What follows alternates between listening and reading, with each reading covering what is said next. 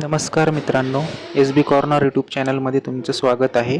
तुम्ही जर इथे पहिली वेळेस आला असेल तर चॅनलला नक्की सबस्क्राईब करा, म्हणजे येणाऱ्या सगळ्या जॉब अपडेट्सबद्दल तुम्हाला माहिती राहील. तर ह्या व्हिडिओमध्ये आपण बघणार आहोत की रेल्वेचे जी कंट्रोल सेक्शनची जी रिक्रुटमेंट आलेली आहे तिच्याबद्दल. तर ह्या जॉबसाठी तुम्ही आज म्हणजे 14 तारखेपासून अप्लाय करू शकता. तर ही जी पोस्ट आहे ती सेक्शन ऑफिसरसाठी आहे आणि सेंट्रलची जी आहे ती या जाहिरातचं PDF आहे, याच्यामध्ये सगळे डिटेल्स दिलेले आहे. तर त्या जॉबशी रिलेटेड आपण सगळं बघणार आहोत. तर ही रेल्वेचे RRB म्हणजेच रेल्वे रिक्रुटमेंट बोर्डची जाहिरात आहे आणि तिची जी डेट ऑफ नोटीस होती ती 27 जूनची होती आणि ऑनलाईन ॲप्लिकेशन हे आजपासून म्हणजेच 15 जुलैपासून चालू होणार आहे आणि याची लास्ट ॲप्लिकेशन सबमिशन डेट जी आहे ती 14 ऑगस्ट आहे आणि ॲप्लिकेशन पेमेंट फीस ही 16 ऑगस्ट म्हणजे ॲप्लिकेशन क्लोजिंगच्या 2 दिवसानंतर असणार आहे. आणि काही तुमचं जर मिस्टेक झाली फॉर्ममध्ये तर ती 17 तारखेपर्यंत तुम्हाला करेक्ट करून घ्यायची आहे. आणि याची जी एक्झाम आहे ती CBT म्हणजे कम्प्युटर बेस्ड एक्झाम होणार आहे आणि ऑनलाईन ॲप्लिकेशन तुम्हाला भरायचं आहे. ऑनलाईन ॲप्लिकेशन असेल त्याचे, जे की 14 तारखेपासून चालू होणार आहे. तर detail of vacancies at glance हे फक्त सेक्शन कंट्रोलरसाठी आहे आणि याच्यासाठी जे लेवल आहे ते 7th पे असेल. याचं इनिशियल पे हे 35,400 रुपये सॅलरी असेल. तर टोटल 119 वॅकन्सीज आहेत आणि त्याच्यामध्ये काही SC ST राखीव आहेत. तर हे काही इन्स्ट्रक्शन्स आहेत ज्या तुम्हाला फॉलो करायच्या आहे. 14 तारखेपासून चालू होणार आहेत फॉर्म फिलिंग. तर फॉर्म फिल करण्याच्या आधी तुम्हाला काही गोष्टी रेडी ठेवायच्या आहे, जसं की तुमचं मोबाईल, व्हॅलिड ईमेल ॲड्रेस हे सगळं क्लिअर पाहिजे आणि तुम्हाला एकदा ॲडव्हर्टाईज थ्रू प्रॉपरली जायचं आहे आणि तुमची इलिजिबिलिटी वगैरे चेक करून घ्यायची. सगळं कास्टमधून करणार असेल तुम्ही, रिझर्वेशनमधून अप्लाय, तर सगळं तुमचं डॉक्युमेंट्स रेडी पाहिजे. त्याच्यानंतर मेडिकल फिटनेसचं पण एक तुम्हाला द्यावं लागेल. मेडिकल फिटनेस तुमचं पूर्ण पाहिजे आणि एक्झाममध्ये कोणतीही मल प्रॅक्टिस स्ट्रिक्टली अलाउड नाही आहे, त्यांनी स्पेसिफिकली इन्स्ट्रक्शनमध्ये मेन्शन केलं आहे तसं. आता हे आहेत इम्पॉर्टंट इन्स्ट्रक्शन. अजून ते बॅन आयटम्स आहेत जे तुम्ही एक्झामला घेऊन जाऊ नाही शकणार जेव्हा कम्प्युटर बेस्ड एक्झाम राहील. आणि स्टेजेस ऑफ एक्झाम अशी असेल की ती पहिले कम्प्युटर बेस्ड एक्झाम राहील, ॲप्टिट्यूड टेस्ट, त्याच्यानंतर तुमचं डॉक्युमेंट व्हेरिफिकेशन राहील आणि मग नंतर मेडिकल एक्झामिनेशन होईल आणि त्याच्यानंतर तुम्हाला कॉल लेटर येईल. याच्यासाठी शॉर्टलिस्टिंग ही जी वेगवेगळ्या स्टेजमध्ये होईल. RRBसाठीची शॉर्टलिस्टेड कॅन्डिडेट हे medical examination shall be done, म्हणजे तुमचं मेडिकल एक्झामिनेशन केलं जाईल आणि त्याच्यामध्ये 70% वेटेज जे आहे ते तुमच्या कम्प्युटर बेस्डला असेल आणि 30% वेटेज जे कम्प्युटर बेस्ड ॲप्टिट्यूड टेस्टला असेल आणि मग त्याचं दोन्हीचं मिळून कंबाईन मेरिट लागेल. जे कंबाईन मेरिटमध्ये जे स्टुडंट क्लिअर होतील त्यांचेच फक्त कन्सिडर केल्या जाईल आणि याला निगेटिव्ह मार्किंग हे 1/3, म्हणजे 3 क्वेश्चन चुकले तर एका क्वेश्चनचं तुमचं मार्क कट होईल. डिटेल सेंट्रलाइज एम्प्लॉयमेंट नोटीस, तर ह्या जनरल इन्स्ट्रक्शन आहे ज्या की तुम्हाला याच्या कॉलमध्ये जायचं आहे, गो थ्रू करायचे आहे तुम्हाला. म्हणजे कोण इलिजिबल आहे, कोण इलिजिबल नाही आहे, अशा सगळ्या जनरल त्यांनी दिलेलं आहे. आणि हे प्रेफरन्स फॉर रेल्वे झोन्स, तर हे रेल्वे झोनचं आहे प्रिफर केलेलं आहे. राईट टू अपॉइंटमेंट हे सगळं नॉर्मल इन्स्ट्रक्शन आहे जे की आपल्याला ऑलरेडी माहिती आहे.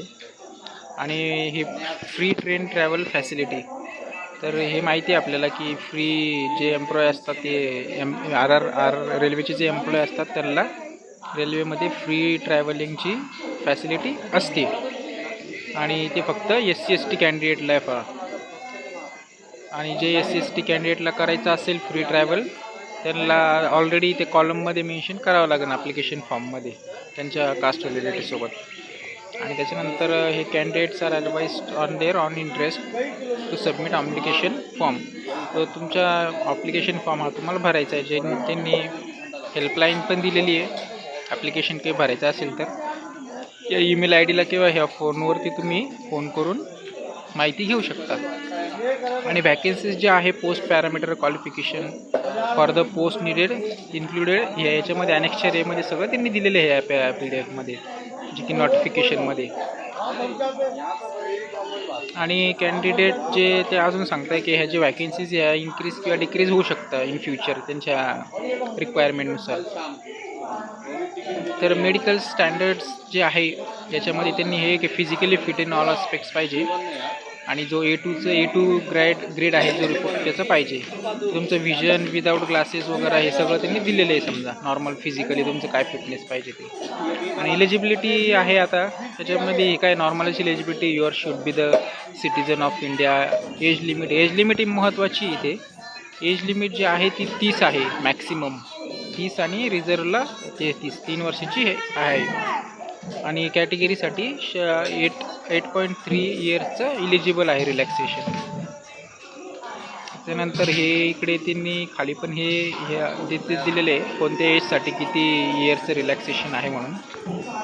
आणि नंतर त्याच्यानंतर एज्युकेशनल क्वालिफिकेशन इथं त्यांनी एक मेन बघा बोल्डमध्ये हायलाईट केलेले आहे.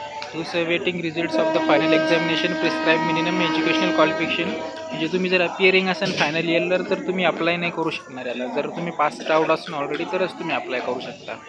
आणि एक्झामिनेशनची फी आहे ती सगळ्यांना 500 रुपये आणि जे फिमेल ट्रान्सजेंडर एक सर्व्हिसमॅन आहे त्यांना आहे 250 रुपये समजा. तर मोड ऑफ फीजचे पेमेंट हे सगळं तुम्हाला ऑनलाईनच करायचं आहे. सगळं ऑनलाईन फॉर्म भरायचं आहे. आणि EBCचं जे आहे त्याचं ते 50,000 रुपयेची लेस इन्कम पाहिजे ॲन्युअली समजा 50,000चा. त्यांनी EBC EWSचं हे दिलेलं आहे त्यांनी काय काय कंडिशन्स असतील म्हणून. आणि रिफंड ऑफ एक्झामिनेशन फीज हे नॉर्मली आपल्याला माहिती होत नाही म्हणून काही रिफंडमध्ये. त्यानंतर ह्या सगळ्या जनरल इन्स्ट्रक्शन्स आहे. खाली जर तुम्ही जाता तर मग तुम्ही बघता ना हे इन्स्ट्रक्शनच आहे फक्त सगळ्या मोस्टली.